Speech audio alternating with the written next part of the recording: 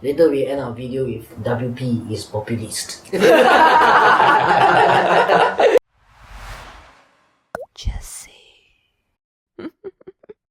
As a child, did you guys like eating sweets? Yes, Of course. Okay, let me paint a scenario for y'all. I'll start with a basic version and then we'll add more layers, more complexity to it. Okay? There's a father, there's a mother, there's a son. Okay, the parents are divorced but it's an amicable divorce. So they're still on good terms. They still have one singular mission in mind. And that is for the well-being of the kid. Okay, they have their own differences for sure. That's why they got divorced But for the kid, they will do anything. Okay, they love the kid a lot. The mother has sole custody and the father has visitation rights.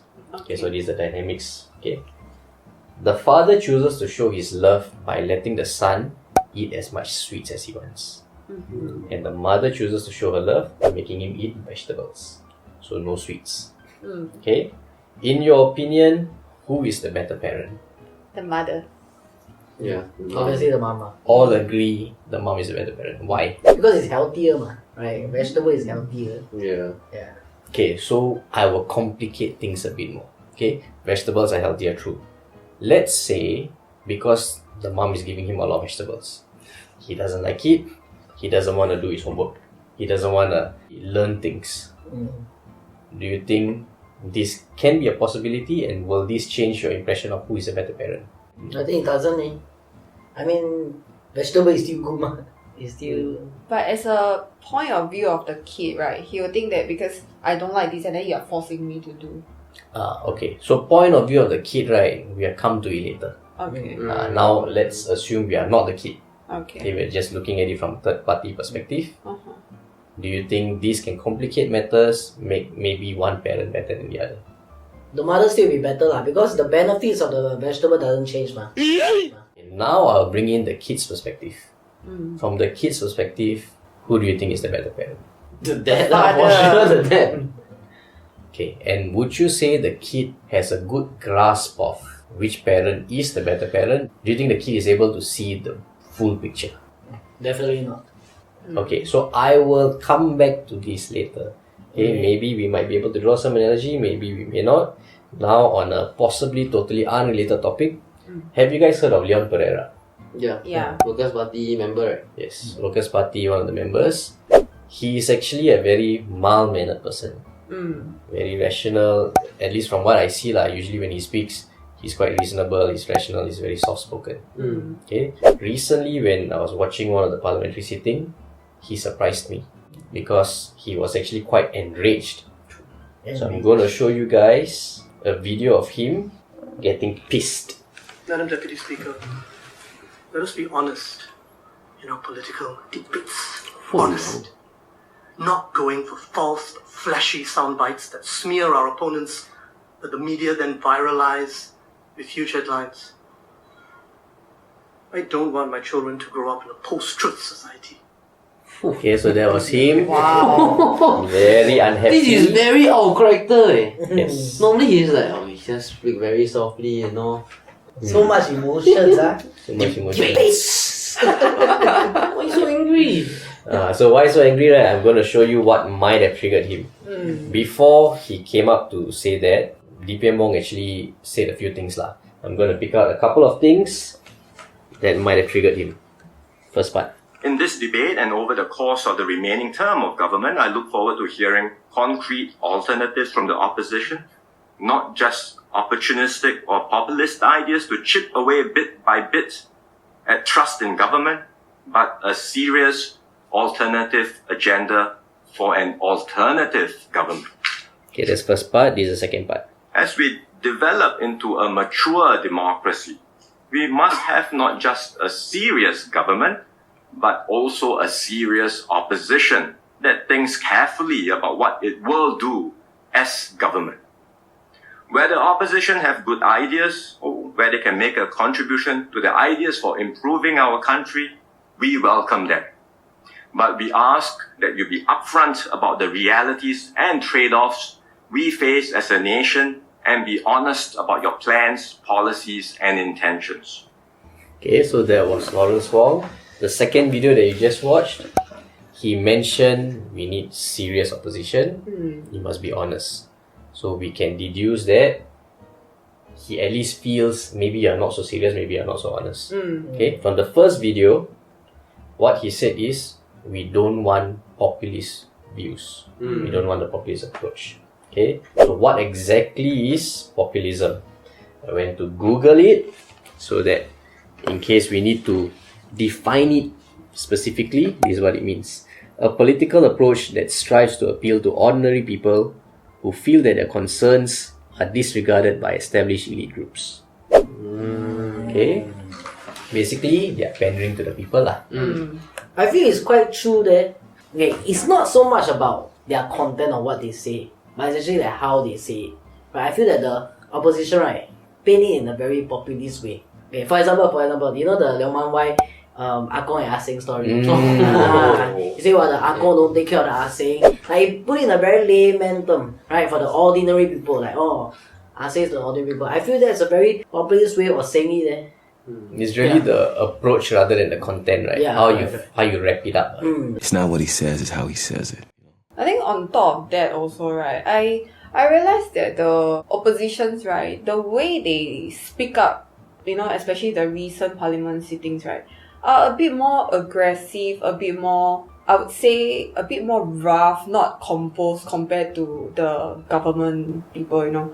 And I feel that might impose a bit of like danger lah, because like right now, right, people will feel that at least the citizen will feel that, okay, if let's say I disagree with this policy or this government, I will be okay to be aggressive. Why? Because the leaders of certain parties are doing that. So maybe the emotions and the passion will trickle down. Yeah. Actually, talking about like emotions or feeling, I agree. Because I'm just a ordinary Singaporean also. Okay, and also as someone that normally don't really agree with what Worker Party says lah. When I listen to what the government puts out, right, the speeches or the policies, right, I understand more of like maybe factual stuff, statistics and whatnot. But when I listen to opposition, right, or Workers' Party, I feel more emotionally connected to them. Like as they say certain things. Although I normally don't support them, no, but when they speak, I feel like I'm charged. They like, hey, why the government say that? You're right. The thing they're proposing actually sounds good. It is what I need. Connects more to me, as an ordinary Singaporean. Like they play the heartstrings of the people. So if you ask me, I would say that is a little bit populist approach. Seems like it comes to the definition of it. So earlier I mentioned a couple of things that Lawrence Wong said, right? One of the issues that the opposition members felt was he's placing labels on the opposition. Okay, so like for example, they are not serious, they are not honest, they are populist and stuff, right? These are labels they feel you are placing on us is unfair, and it chips away at our integrity, it chips away at trust in the opposition. It was a term that Leon just threw back at him lah. I want to play a video by the leader of the opposition. Singapore's future is not a given, and it follows that no one can ignore the possibility of a rogue government springing from the bosom of the PAP. Our people should have real political options if or when that happens. Okay, so that is what Pritam said. Let's assume that what Leon Perera said is true. Lawrence Wong actually did place a couple of labels on him, or on them. Populist, not serious, not honest. From this video, you can see that Pritam might have inadvertently placed a label on the PAP. Rogue, is it? Yes, rogue. So he gets away with it because he said possibly. So dampen the blow. But the word is out there, rogue government. Do you think this is a label that can possibly chip away at trust in the government? Yes. Because the word rogue, right, have a negative connotation to it. Yeah. So if you place it and then you try to imply that is PAP, right, or possibly be PAP, right, then of course it stays in people's mind. Yeah, correct. Later we end our video with WP is populist. Another thing that Pritam Singh is not happy with, right, is because Lawrence Wong said that the Workers' Party is not giving serious suggestion. To Pritam, right, is that they came up with a lot of good suggestion, and the PAP is using some of the points, in some ways lah. But then the thing is that when you are solving an issue, the policies or the solutions that you come up with, right, they are usually quite similar. It's within that frame, So there are a lot of solutions that will be overlapping. PAP solution and Workers' Party solution will have a lot of similarities lah. Yes. So the only thing that plays a important role, right, is the difference. In order to see if it's a good policy or not as good policy, is the difference, right? Because the fundamental of the issue solving will be quite similar. Differences do matter. Let's now maybe bring it back to the parents analogy. Okay? Earlier we discussed about the mom, father and son, right? Let's bring it back. Let me ask you guys this. If now, instead of the mother being the parent with sole custody, now it's the father, what do you think will happen? Become fat, oh. Diabetic type 2, leg gone by 40. I think the father will impose a bit more discipline. Maybe now the father will want the kid to eat more veg, Like change the approach. Yeah, correct. Like be the mother. Okay, that's a very likely thing that will happen. Because I feel the difference, right, is not in their intentions. Both are well-meaning, both have good intentions for the kid. I feel it is the time horizon they are looking at. Like the father, he wants well for the son, he wants the son to be happy, he gives him sweet. The time horizon is shorter. You feel good now, you feel happy and stuff. The mother, her time horizon is much further, much longer. You're looking at it, maybe decades down the road.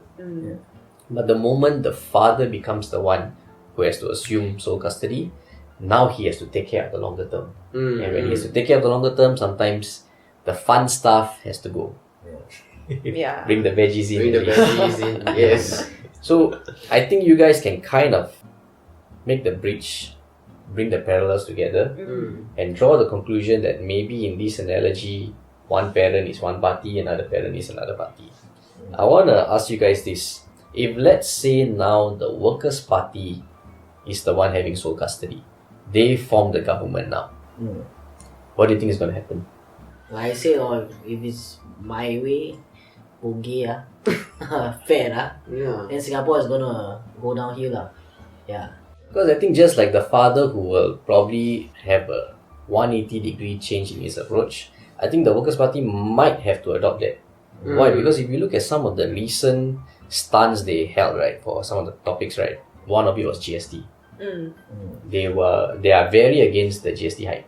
Correct. Okay, they have a lot of alternative policies that they suggested. None of them could really fill the fiscal hole that would come if, let's say, you don't have GST.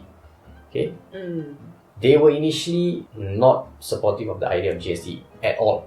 Of course, right now they are, and I think one of the things that Leon Perera said is, we have come to realize there's a substantial revenue the government gets from this.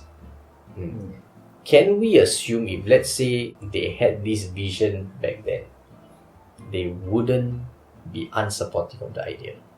100%. Yeah. If their time horizon was much further, maybe back then they would have really Realize. the GST idea. So if let's say now we move it further along the timeline, maybe we can also say that if they have a longer time horizon on this issue, they will not be so opposed to the 7 to 9% rate hike. Another thing I think maybe is worth mentioning is, we discussed about 377A, right? They didn't hold a party stance. Lifted the whip, you can just do as you Choose choose. individually. Yeah. If let's say you are the government, is this a luxury you can enjoy? No, you have to be firm. Make a Because- decision. I feel the mother, right, the mother who has sole custody, she is put in a place where she has to make difficult decisions. The father can make the decisions a bit more strategically. You meet the kid once a week, you bring him out for fun, give him sweet, you know that the mother will take care of him at the end of the day. But he likes you more. I feel this is a luxury the opposition members have. Why? Because they are complaining about it. Whatever policy we want to put out, whatever we say, it is not going to change the law.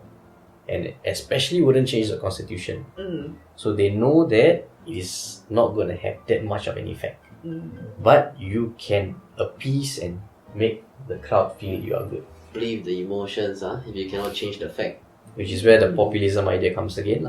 Mm. Okay, so to wrap up, we started with the analogy. Let's close with this analogy also. If let's say you're the son, right? Which parent would you like more if you're the kid? If you're, let's say, very young? The dad, because see, one time you give me sweet, I stay with this woman basket, Vegetable every day. salary, everything, ask me to eat healthy. So probably if you're a kid as a son, you'll like the father more, right? If let's say you're the son, but now you are an adult, you're in your 30s, your 40s, which parent do you think you would think is the better parent?